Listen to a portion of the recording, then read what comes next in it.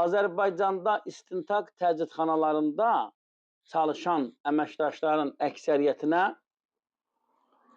təqsirləndirilən şəxs anlayışını anlatmaq lazımdır. Adamlara istintaq təcridxanalarında təqsirləndirilən şəxslərlə münasibəti başa salmaq lazımdır.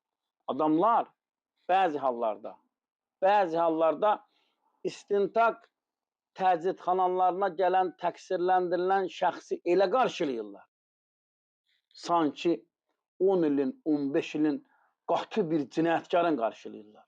Ay kişi, nə olub sizə? Nə baş verir?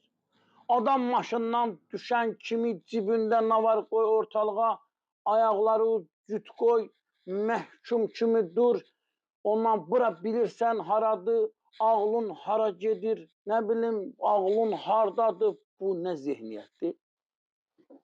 Nə zehniyyətdir bu?